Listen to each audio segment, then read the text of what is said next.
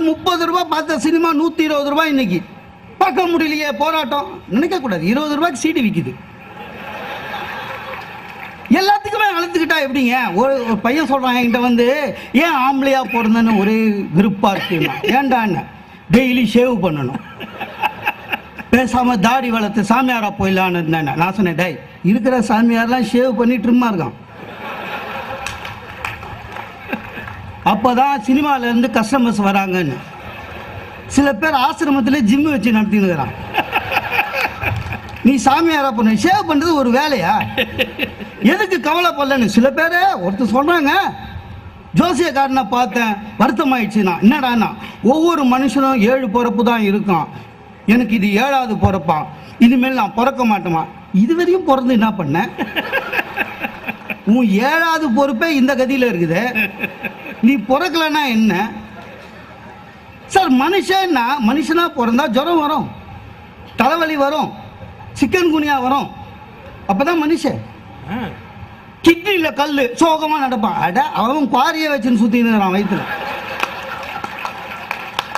கிட்னின்னா கல் இருக்கும், டாக்டர் கிட்ட போனா கிட்னி எடுப்பான். இதெல்லாம் புரிஞ்சுக்கணும்ல. எங்க உடம்புக்கு ஒண்ணுமே வராம 300 வயசு இருக்கணும்னு ஆசைப்படுறது என்னங்க? ஆமையும் நீயும் ஒண்ணு சார். வாழ்க்கைன்னா போராட்டம் இருக்கும் சார், அதை சுகமா பார்க்கணும். கல்யாணம் ஆகுது, ஹனிமூன் போறோம், இந்த டிவி காரனுங்க அங்கேயும் வந்துடுறானுங்க. ஒய்ஃபு கிட்ட உங்களுக்கு பிடிச்ச ஹீரோ யார், உங்களுக்கு பிடிச்ச ஹீரோ யார்? அது அஜித், விக்ரம், சூர்யா.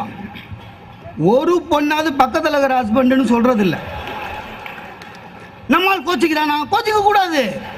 இவன் பக்கத்திலே பேக் வச்சுட்டு இப்படியே நிக்கிறான், ஃப்ரேம்லயாவது வரணுமேனு. அது கோச்சிக்கிறதா? நான் கல்யாணம் ஆச்சு, ஏன் என் பேர் சொல்லல, நீ ஏன் அஜித் பேர் சொன்ன? என்னை விட அஜித் அழகா? உண்மையா அழகுடா. அந்த அம்மா மனசுல இருக்கிறது தானே சொல்லுது. அட நம்மளும் கண்ணாடி பார்க்குறோம்ல, உண்மை எதுன்னு தெரியும், நல்லா அட்ஜஸ்ட் பண்ணி போனோம். அந்த அம்மா ஏதோ ஒரு நல்ல பெருந்தன்மையோட நம்ம கிட்ட ஒய்ஃபா இருக்கு, அதை புரிஞ்சுக்கணும். ஒய்ஃப்னா அப்படிதான் கேட்பாங்க, நம்ம தான் அட்ஜஸ்ட் பண்ணிட்டு போனோம். நம்பிக்கை மனுஷனுக்கு வேணுங்க, நம்பிக்கை தானே மனுஷன். சார், டாக்டர் மன்மோகன் சிங்கை நம்மளாம் பிரைம் மினிஸ்டர்னு கூப்பிடுறோம், அவர் நம்பல.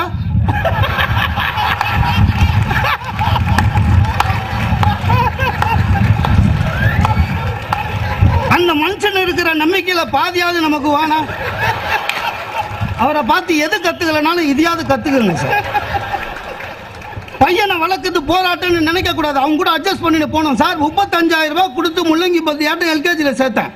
3 மாசம் கழிச்சு டை ஜாக் அண்ட் ஜில் சொன்னா ஒய் திஸ் கோலவேரின்றான் பையன். கோபம் வரும், ஆனா வரக்கூடாது. ஒரு நல்ல அப்பா என்ன பண்ணணும், கூட சேர்ந்து பாடணும். ஆமா, அந்த பாட்டை 3 கோடி பேர் பாடிக்கிறாங்களாம். நம்மளும் கோடியில ஒருத்தனா கொலவெறியோட சுத்த வேண்டியதுதான் சார். எது சார் வாழ்க்கை? எப்பவுமே போராட்டம். ஐயா, போர் அடிச்சிடும் சார். ஒரு பரபரப்பு இருக்க வேணா? 3 மாசத்துக்கு முன்னால ட்ரெயினை டிக்கெட் புக் பண்ணிட்டு, ட்ரெயின் புறப்படுறதுக்கு 2 ஹவருக்கு முன்னால போய் கம்பார்ட்மெண்ட்ல ட்ரெயின் வரதுக்கு முன்னால வெயிட் பண்ணி, ட்ரெயின் வந்த உடனே பர்த்தில் ஏறி 1/2 ஹவர்ல தூங்குறது. ஊருக்கு போவாதடா டே. நீங்க போய் நைட்ல புறப்படுற வண்டி புறப்படும் போது போய் பாருங்க, ஒவ்வொரு டிடிஆரையும் ஒரு 20 பேர் கோட்டை பிடிச்சி இழுத்துனுப்பான் கன்ஃபார்ம் டிக்கெட்டுக்காக. பர்த்து ஓணும்னு. ஆனால் வாழ்க்கை அதில் ஒரு சுவை இருக்குங்க.